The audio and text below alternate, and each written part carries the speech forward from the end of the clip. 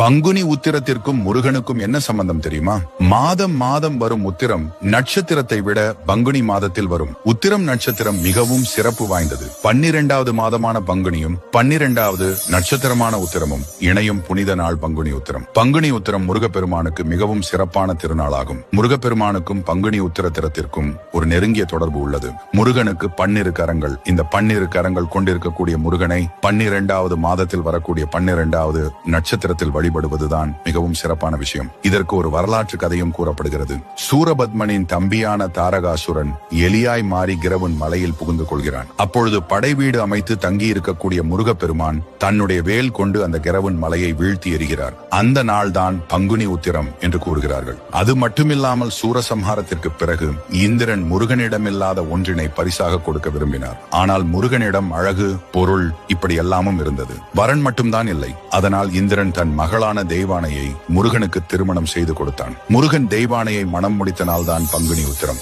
இந்த நாளில் விரதம் இருப்பார்கள். இந்த விரதத்தை கல்யாண விரதம், திருமண விரதம் என்றும் கூறுவார்கள். சிவபெருமான் அன்னை பார்வதியோடு மணக்கோலத்தில் சுந்தரமூர்த்தி நாயனாருக்கு மதுரையில் காட்சி தந்தருடைய திருநாள். அன்னை மீனாட்சியை திருமணம் செய்து மீனாட்சி சுந்தரேஸ்வரராக காட்சி தந்ததும் இந்நாளில்தான். ஆண்டுதோறும் மதுரையில் இத்திருமண விழாவை பங்குனி உத்திரத்தன்று சிறப்பாக நடத்துகின்றனர். சிவனின் தவத்தை கலைத்ததால் இறைவனின் நெற்றிக் கண்ணால் மன்மதன் எரிக்கப்பட்டான். ரதியின் வேண்டுதலால் மீண்டும் மன்மதன் உயிர் பெற்ற நாளும் இதுதான். முருகன் தெய்வானையை இந்த நாளில் தான் திருமணம் புரிந்து கொண்டார். அத்துடன் வள்ளியின் அவதார தினமும் இன்றுதான். பர்வதராஜன் தவத்தால் பத்மத்தில் அவதரித்த பார்வதியை சிவபெருமான் கரம் பிடித்த நாளும் இதுவே. ஸ்ரீரங்க மன்னார் ஆண்டாள் திருக்கல்யாண வைபவம் நடந்த நாளும் இதுதான். மகாலட்சுமி பங்குனி உத்திர விரதத்தை அனுசரித்துதான் ஸ்ரீமகா விஷ்ணுவின் மார்பில் உறையும் பாக்கியம் பெற்றாள். மகாலட்சுமியின் அவதார நாளும் பங்குனி உத்திர நாள்தான். இந்நாளில் வைணவ ஆலயங்களில் மணக்கோலத்தில் தாயாரும் திருமாலும் காட்சி தருவார்கள். அன்று காஞ்சி வரதராஜர் ஆலயத்தில் ஸ்ரீ பெருந்தேவி தாயார் சந்நிதியில்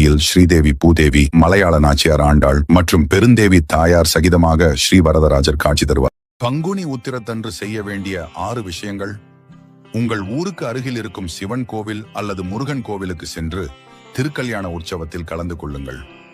பங்குனி உத்திரம் அன்று கோவில்களில் நடக்கும் அபிஷேகத்திற்கு பால், தேன், தயிர் போன்ற அபிஷேக பொருட்களை வாங்கி கொடுத்து முருகப்பெருமானை மனம் குளிர செய்யலாம்.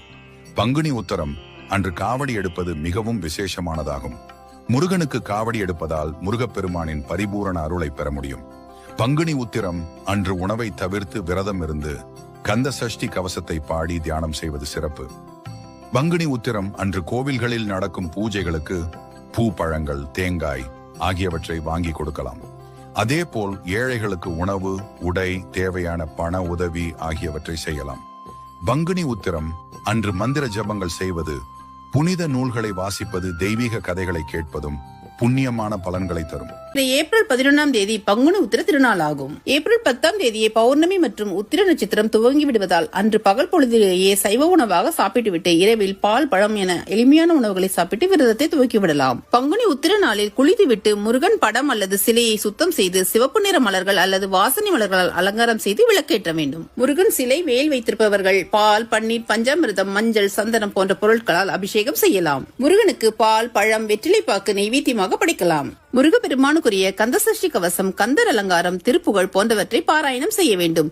எதுவும் அறியாதவர்கள் ஓம் சரவண பவ என்ற மந்திரத்தை சொல்லி வழிபடலாம். நாள் முழுவதும் அவரவர் உடல்நிலைக்கேற்ப உபவாசம் இருந்து முருகனை வழிபட வேண்டும். முடிந்தவர்கள் மாலையில் அருகில் உள்ள கோவிலுக்கு சென்று தரிசனம் செய்து வழிபடலாம். கோவிலில் தரும் பிரசாதம் அல்லது வீட்டில் படைத்த உணவை உண்டு விரதத்தை நிறைவு செய்யலாம். பங்குனி உத்திர விரதத்தை 6 நாட்கள், 3 நாட்கள் அல்லது 1 நாள் விரதமும் இருக்கலாம்.